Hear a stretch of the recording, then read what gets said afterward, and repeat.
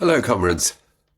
I want to talk to you today about the war that is currently raging not too far away from you between the Islamic revolutionary regime in Iran and the United States and Israel.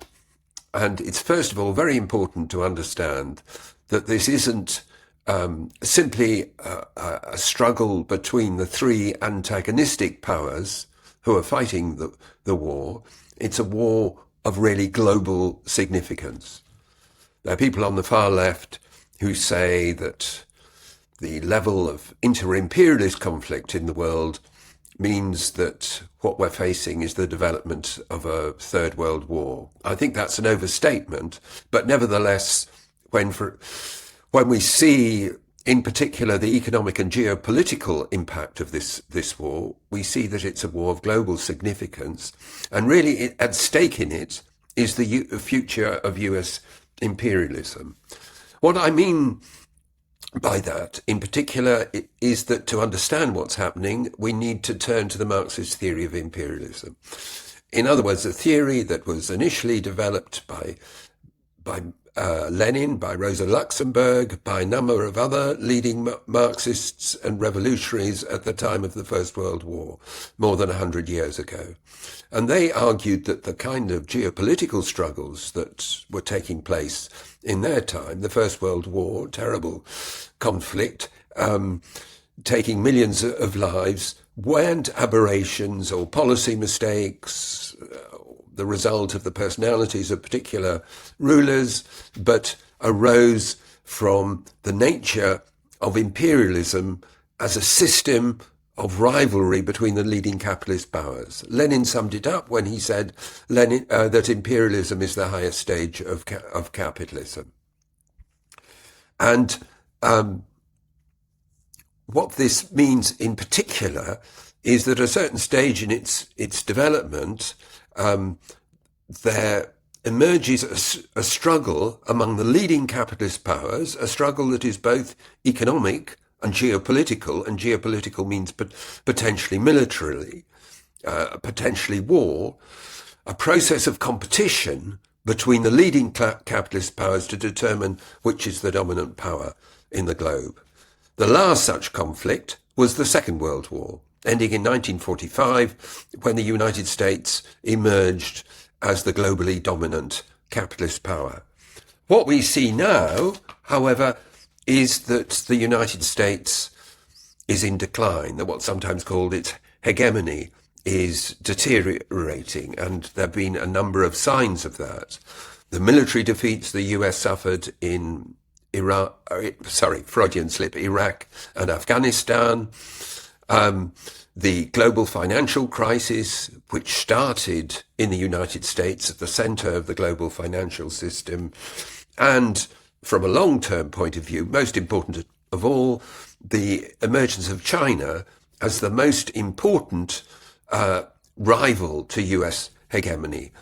China now the first industrial producer in the world in all sorts of categories, the leading economy in the world, contesting US militarily, at least in terms of the kind of military capabilities that China is developing, particularly to push the US out of the Pacific, and also challenging the US where it has economically been strongest in recent years in the realm of high technology, for example, in the development of AI, of electronic vehicles, and so on and so forth.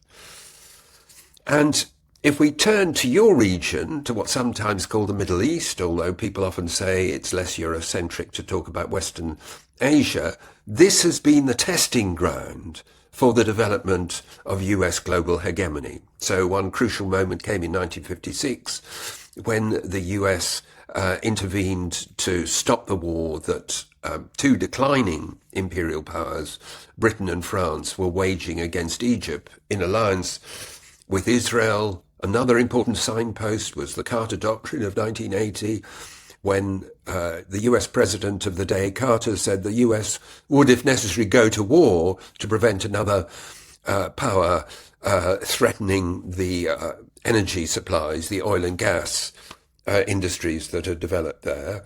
And arising from that doctrine, we've seen a series of wars. For example, the Gulf War, 1991, the invasion of Iraq in 2003, and so on. But it's a complicated region for the US to try and control and dominate. It's very, very important because of the oil and gas that is extracted there, and particularly, of course, in the Gulf itself by Iraq and the different Arab tyrannies of the Gulf that form the Gulf states, Saudi Arabia, the UAE, and so on and so forth. That's very important as a supplier of energy, not so much to the US itself, which is now a net exporter of oil and gas, but rather for both Western Europe and East Asia, two of the main hubs of the global economy.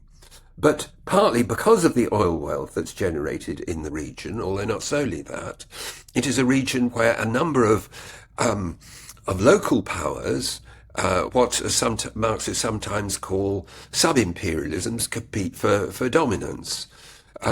Israel as a key ally and client of the United States in the region, Iran, Turkey, Saudi Arabia.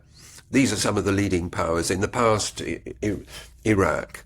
And these rivalries don't necessarily map on to the interests of US imperialism. So in the last few years, we've seen Saudi Arabia and the other Gulf states beginning to align themselves, not to break with the United States, but to align themselves more with China, which is the most important consumer of their energy products. And finally, this is a region where there have been massive struggles from below. The Iranian Revolution of 78, 79, the so-called Arab uprisings of 2011, and running through the whole history of the region since the Second World War, above all the struggle of the Palestinians for national self-determination against the Zionist settler state that has expropriated and displaced and oppressed them ever since 1947-48. So it's an unstable and volatile region for these regions. And the complications, the difficulties of managing the region have in many ways been summed up by the Iranian Revolution of 78, 79. The current Islamic Republican regime is a product of that revolution, but it was the agent of a counter-revolution which essentially expropriated the results of the mass struggles in which workers played a leading role in which the Shah was overthrown.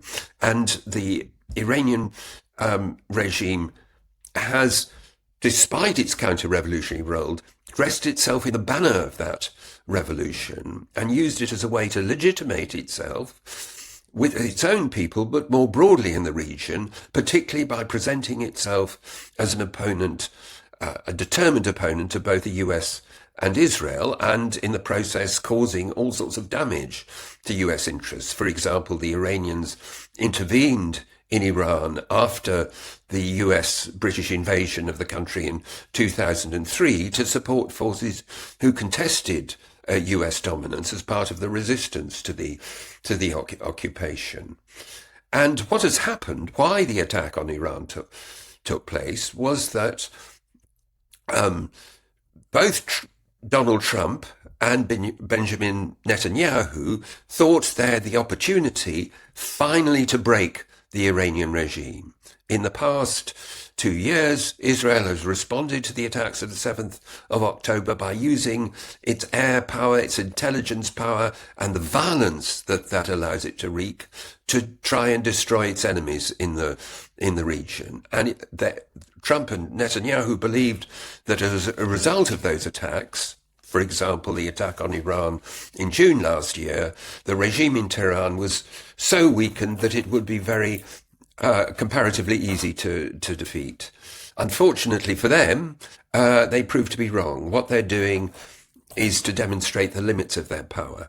And we see this very clearly at the minute, because now the dominant issue is how to reopen the Straits of Hormuz, that are the choke point that through which the oil and gas generated in the region and other products pass from the Gulf to the rest of the world. The Iranian regime has closed it, certainly to Western sympathizing ships and so on and so forth. Now, this was at stake in the long war between Iran and Iraq in the 1980s, that under pressure, the Iranian regime sought to close the strait, attacked tankers passing through the strait and so on and so forth. And the US intervened and used its naval and air power to contain that threat and to ensure that Iran came under such pressure that in the end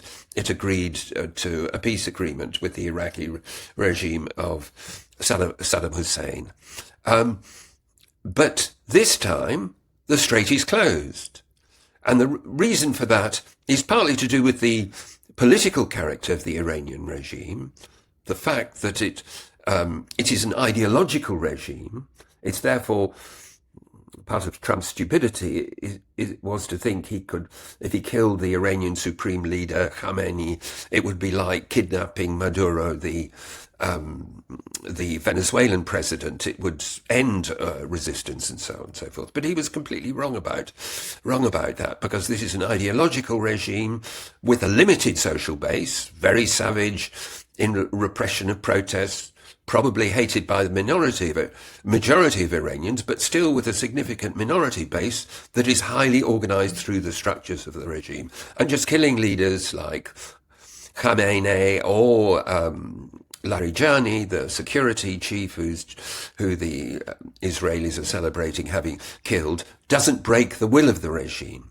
But also they have the technical means in the huge arsenal of drones and missiles that they have to continue fighting, to continue, despite the damage that Iraq is suffering, to continue to inflict damage not just in Israel, not just on American bases in the region, but very importantly on the centers of energy production throughout the region in the different Gulf states.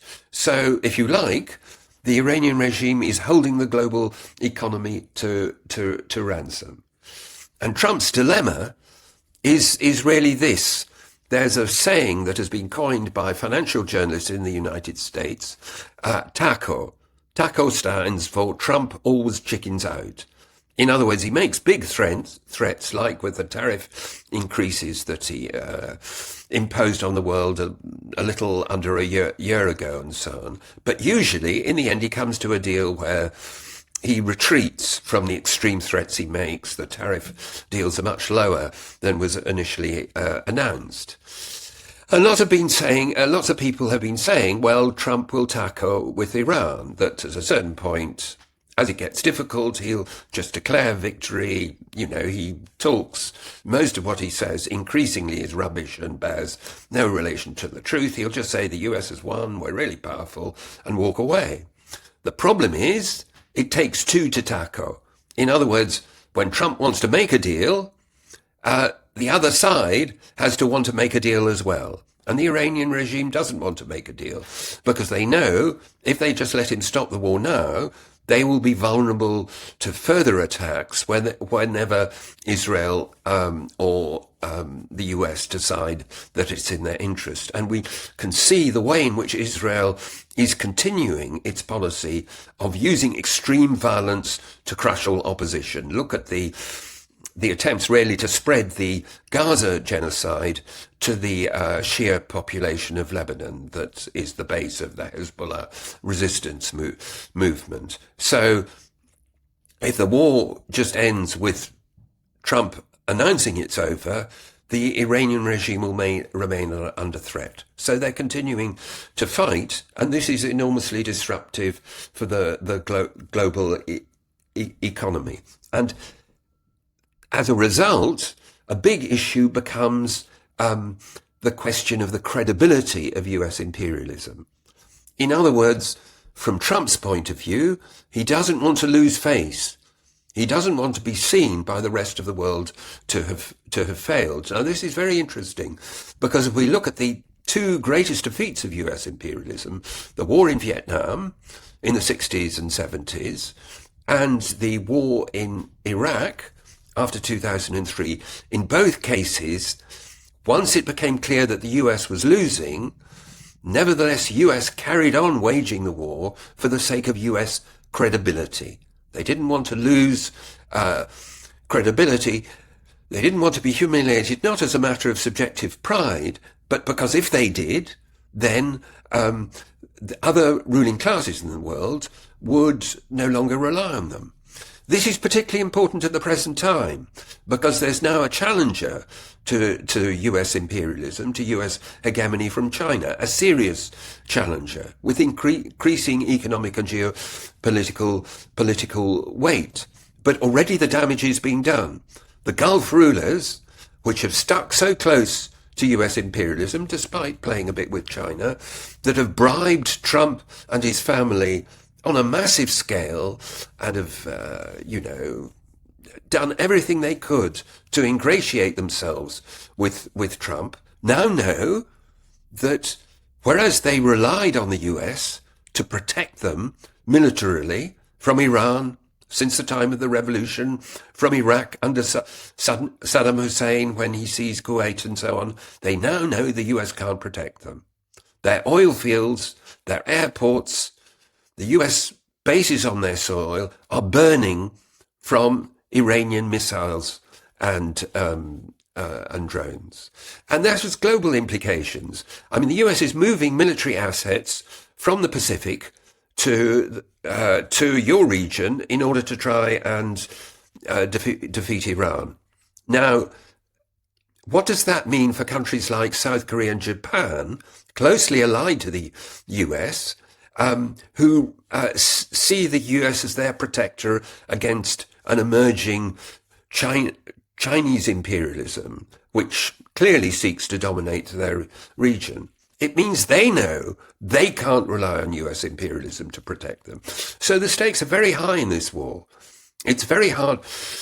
When it comes to war, the famous German military theorist Clausewitz talked about the fog of war, how hard it is to predict once a war started, and many people are surprised by how well Iran has done. That doesn't mean that Iran will win, where winning means surviving the assault that is being based on it, but it's not at all clear that the US and Israel will win. They've already said, no, we didn't want regime change. We just want to weaken and humble the Iranian regime. So they're retreating for the ambitions with which they waged the war. Okay, so the stakes are very, very high. What are the tasks of revolutionary socialists in this situation? I would emphasize three things in particular. First of all, obviously to oppose this war. Everyone, European governments, many of the people who've crawled to US imperialism historically are saying this is an illegal war, it's a stupid war, Trump, you created this mess, you clean it up. We have to be against this war, and that means not just saying we're against it, but building a movement against it, demonstrating, organizing, redoubling our efforts economically to isolate Israel. And we know our governments and our businesses are collaborating with the genocidal settler state in Israel. That's point number one. Secondly, we have to be clear about something else. We don't just want the war to end, we want Iran to win. That isn't a political endorsement of the Islamic Republican regime in Iran. It is the product of a counter-revolution. It represents capitalist interests just as much as any other government in the world. It represses its people often very, very savagely. So we are politically opposed to the Iranian revolution, and the Iranian regime, and we want to see its overthrow from below by a mass movement of Iranian workers and the broader population. But in the context of this war, the best thing would be if Iran wins, because of the way in which it will weaken and humble US imperialism and it's a Zionist attack dog.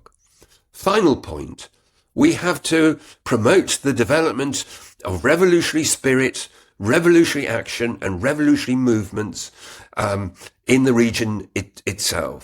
It is a region with tremendous revolutionary traditions that we've seen in the case in Iran, in the revolution of 78, 79, where it was mass workers' struggles that played a decisive role in breaking the regime. We've seen the great risings in countries like Egypt in 2011. The economic crisis that the war is igniting in the region can lead to further mass challenges to the existing corrupt regimes. Many people throughout your region are looking at the war and looking at the missiles hitting Israel and getting political encouragement that they can take on their own rulers, and including the corrupt rulers of the Gulf, as a result of the destabilization of the region. So this is an important moment to continue the task of spreading the ideas of revolutionary Marxism and of deeply embedding and growing revolutionary organization. So the real challenge to the system emerges, not the challenge of rivals to US imperialism, but the challenge that comes from the mass of working people, of the exploited and oppressed. Thank you very much, comrades, and good luck for your discussions. Emperyalizm ile iklim arasında, ekolojik yıkım arasında çok ciddi bir bağlantı var. Şu an gerçekten deli gibi İran'a saldırmakta olan ve çevredeki bütün her yeri tehdit eden, bir yandan işte Venezuela'nın başkanını gibi kaçıran kişi Donald Trump ikinci seçime geldiğinde, ikinci kere seçildiği zaman bir konuşma yaptı hatırlarsanız. Burada dünyaya barış getireceğinden falan söz ediyordu ama bir yandan da bir dizi alanda aşırı sağcı bir politika izleyeceğini duyuruyordu. Ne diyordu mesela? Diyordu ki dünya kadın ve erkeklerden oluşur diyordu. İkili cinsiyet rejimini kökleştireceğini anlatıyordu. Bir yandan da diyordu ki bu iklim değişimi gibi masalları kenara bırakın. Will drill baby, kazacağız bebeğim diye bir konuşma yapmıştı ve bu petrole dayalı, fosil yakıtlara dayalı sistemin devamlılığını aslında sağlamak için bir dizi şey yapacağını gösteriyordu. Venezuela'da da böyleydi. Venezuela biliyorsunuz dünyanın en büyük petrol üreticisi ve bu petroller bizim olacak diyordu. Bugünkü saldırganlıkla fosil yakıt tüketen sistem arasında çok ciddi bir bağlantı var. Çok hatta bağlantı demek bile değil. Aynı şeyi ürettiğini söyleyebiliriz. Fosil yakıtlara dayalı bir sistem var. Bu savaşları ve ekolojik yıkımı beraberinde getiriyor. Ya Alex İran'dan sıkça bahsetti. Ben biraz daha Gazze'de neler olduğundan söz etmek istiyorum. Biliyorsunuz birkaç yıldır, son 3 yıldır ciddi bir soykırıma şahit oluyoruz ve bu soykırımın yani bir yandan insanları yok ediyor, bir yandan orada yaşayan canlıları tamamını yok ediyor. Buradaki katliam yasasının çok bir benzeri İsrail tarafından uygulandı ve sokaklardaki köpekleri yok edelim gibi sözler edilmeye başlandı. Bunu yasalaştırdı İsrail. Ama bir yandan bir ekokırım, ekosite adı verilen bir ekokırım yaşanıyor Gazze'de. Bunu nasıl yapıyor İsrail? Sistematik ve kasıtlı olarak tarım alanlarını yok ediyor aslında. Çok ciddi bir şekilde Gazze'lilerin yaşamlarını zorlaştırmak için onların geçinebilecekleri tarım alanlarını yok ediyor. Ekim 2023 ile Mart 2024 arasında Gazze'deki tarım arazilerinin %40'ı yok edilmiş durumda İsrail tarafından. Ayrıca biliyorsunuz Filistin açısından, Filistin direniş açısından da bir semboldür zeytin ağaçları.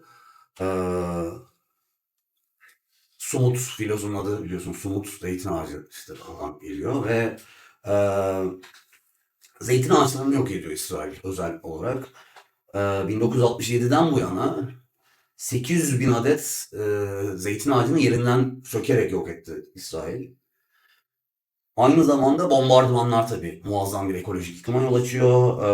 Havada, suda ve toprakta inanılmaz bir kirlilik, ağır bir kirlilik ortaya çıkıyor bombalamalar sonucunda.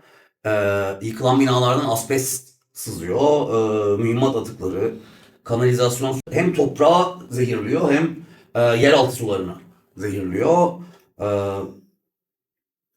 Ve yakıt bulamadığı için insanlar yemek yapmak için plastik yakmak durumunda kalıyorlar. Dolayısıyla çok ciddi bir hava kirliliği ortaya çıkıyor. Bir yandan sistematik olarak su apartheidı adı verilen bir şey uyguluyor İsrail Gazze'de. Filistinlilerin temiz suya erişmesini engelleyerek Filistinlileri yok etmeye çalışıyor bir yandan da. Ve denize erişimlerini de kısıtlamaya çalışıyor.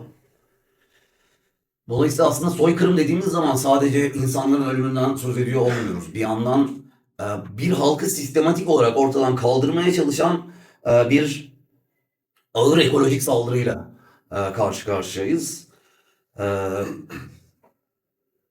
Ve bütün bu savaşın doğrudan maliyeti yani İsrail saldırılarının ilk 15 ayında dünyanın en yoksul 100 ülkesinin toplamından daha fazla karbon salınımına yol açtı İsrail. Dolayısıyla aslında çok ciddi bir karbon üreticisi aynı zamanda. Ama bir de İsrail'in bölgede üstlendiği başka bir rol var. Az önce Trump'tan başladım ya anlatmaya. Bir aslında karbon ekonomisini sürdürmeye devam ederken, karbon ekonomisini yaşatmaya çalışırken Trump bütün bu saldırganlığı uyguluyor diye. Orta Doğu'da petrole dayalı bir uç karakol işlevi görüyor İsrail orada. ABD emperyalizminin doğrudan Alex'in bekçi köpeği diyerek ifade etmeye çalıştığı şey buydu. ABD'nin doğrudan orada bir sınır bekçisi gibi davranıyor İsrail ve bütün etrafındaki ülkeler arasında da bu karbona dayalı ticarette Amerika'nın, ABD'nin egemen güç olabilmesini aslında garanti altına alıyor. Dolayısıyla aslında Siyonist saldırganlıkla bugün Filistin'deki yerleşimci sömürgecilikle ABD çıkarları birbirine göbekten bağlı ve bütün rekabeti aslında İsrail ABD adına kolaylaştıran bir rol oynuyor bu bölgede. Petrol ve gaz kaynakları biliyorsunuz hani bütün emperyalistler arası rekabetin en önemli hedeflerinden oldu her zaman. Alex bahsetti konuşmasında 2003 yılındaki Irak işgalinden. Bizim bir kısmımızın politize olduğu dönem o savaşın başladığı dönemdi. Ve doğrudan petrol için çıkarmıştı bu savaşı. Şimdi aslında hala o yeni bir Amerikan yüzyılı yaratma projesi. O zaman Bush bunu böyle adlandırıyordu. George W. Bush o zaman başkandı. Bu arada biz böyle George W. Bush ya kafası çalışmıyor deli falan diye dalga geçerdik. Trump gibi bir şeyle karşılaşabileceğimizi aklımızın, hayalimizin ucundan bile geçirmiyorduk. Yani biz Bush'a komik diyorduk. Bir tane manyak çıktı sonra Trump adı verilen. Dolayısıyla aslında bu rekabet sisteminde ABD çıkarlarının öne geçmesini sağlamaya çalışan bir yeni savaşlar ve soykırımlar dalgasıyla karşı karşıyayız. O yüzden ABD yenilmeli. Yani buradaki en önemli şey bu. Önümüzdeki yüzyılın yaşayacağımız hayatın nasıl bir hayat olacağını belirleyecek olan ABD'nin bu bu emperyalist rekabet içinde gücünün gerilemesi olacak. Tabii ki burada bir emperyalist güçle öbür emperyalist güç çatışırken bizim emperyalistler arası taraf tutmak gibi bir olayımız yok. Ama dünyanın en büyük haydudu ABD askeri gücü, ekonomik gücü eğer kazanırsa dünya hepimiz için daha karanlık bir yer haline gelecek. Trump'ın o seçim konuşmasında anlattığı dünya hepimizi bekliyor olacak. Dolayısıyla bugün savaşa karşı çıkmak aslında iklim değişimine karşı mücadele etmenin de en önemli ayaklarından bir tanesi. Greta Thunberg bunu çok iyi bir şekilde ifade ediyor. İşgal altındaki topraklarda iklim adaleti olmaz diye anlatıyor. Arkada afişte de var, rozetlerde de göreceksiniz bunu. Bugün eğer dünyayı kurtarmak istiyorsak, bir ekolojik yıkımdan